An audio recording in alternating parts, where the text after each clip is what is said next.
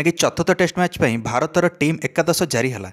भारत पर कर व हार परिस्थिति बर्तमान 2-1 पछुआ अच्छी भारत चलित टेस्ट सीरीज रे। एवं कठिन अच्छी रास्ता कारण भारत निजर आगामी टेस्ट मैच खेल ओल्ड ट्राफोर्ड मैनचेस्टर रे, जो भारत समुदाय 9टा टेस्ट मैच खेली आसी गोटे भी विजय हासिल करना, बरं 4टा हारी आ 5टारे परिणाम बाहरी ना। दर्शक बंधु मैंने कह गले मैनचेस्टर जदि भारत जितुची ताले इतिहास सृष्टि करिवो, कारण जदि भारत चतुर्थ टेस्ट मैच हारी जाउची मैनचेस्टर रे, इंग्लैंड 3-1 रे सीरीज रे आगुआ है पंचम टेस्ट पूर्व ही सीरीज जितिबो। एही टेस्ट मैच 23 जुलाई रु आरंभ होब चतुर्थ टेस्ट। तो चलतु नजर पकाइबा चतुर्थ टेस्ट मैच रे प्लेइंग 11 किपरि हेबो भारतर। सर्वप्रथम तो ओपनिंग रे आसीबे यशस्वी जायसवाल और केएल राहुल। तृतीय टेस्ट मैच रे केएल राहुल कर बड़ योगदान थिला। प्रथम इनिंग्स रे शतक करथिले आ द्वितीय इनिंग्स रे 39 रन करथिले। लॉर्ड्स मुश्किल भरा पिच रे एकमात्र टॉप ऑर्डर बैट्समैन जे लड़ाई करथिले।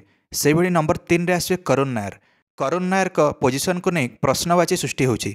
समुदाय 12 इनिंग्स रे मात्र 202 रन करचंती करुण नायर, आ बाकी गोटे इनिंग्स तांकर 303 रन अच्छी। से 303 रन भी 2016 मसीह आसला। तापर तांको टेस्ट टीम रो ड्रॉप कराइतिला। तापर दीर्घ 9 वर्ष पर एबे जाइकी इंग्लैंड सीरीज रे तांकर कमबैक होईची। आ किछि खास करि पारि नाहंती एही सीरीज रे। कमबैक पर सर्वाधिक स्कोर होची तांकर 40 रन। गत इनिंग्स रे भी मात्र 14 रन करके आउट होइतिले। यांक पर आसीबे साई सुदर्शन। साई सुदर्शन निजर टेस्ट डेब्यू करथिले द्वितीय टेस्ट मैच एडवास्टन रे। आ प्रथम इनिंग्स रे बिना खाता खोली आउट होइतिले। आ द्वितीय इनिंग्स रे 30 रन करी आउट होइतिले। तृतीय टेस्ट मैच रे मौका मिली नथिला यांकु।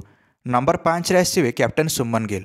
सुमन गिल वर्तमान सर्वाधिक रन बनैला वाला खेली बनचंती चलित टेस्ट सीरीज रे, जहाँ खातार 607 रन पलि आसी 6टा इनिंग्स को मिसाई। नंबर 6 रे आसीबे ऋषभ पंत। दर्शक बंधु मैंने तापर नंबर 7 रे आसीबे नीतीश कुमार रेड्डी। नीतीश कुमार रेड्डी चलित सीरीज रे संतोषजनक प्रदर्शन करिनाहांती। गत 4टा इनिंग्स को मिसाइले नीतीश सर्वाधिक स्कोर मात्र 30 रन। से भली नंबर 8 रे आसीबे रविंद्र जडेजा। गत 4टा इनिंग्स रे 50 रन ऊपर को मारचंती रविंद्र जडेजा। वर्तमान 36 वर्षीय रविंद्र जडेजा विश्वर नंबर 1 ऑलराउंडर पलटि सारी।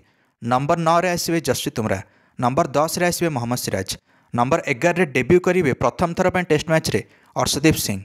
कौन लगुच भारत चतुर्थ टेस्ट मैच जीति सीरीज को बराबरी करिवो ना इंग्लैंड टेस्ट मैच टी जीति एणिक सीरीज विजय हासिल करिवो? निश्चय मंतव्य कमेंट दे वीडियो को लाइक और चैनल को सब्सक्राइब करदे समस्त क्रिकेट अपडेट्स। धन्यवाद।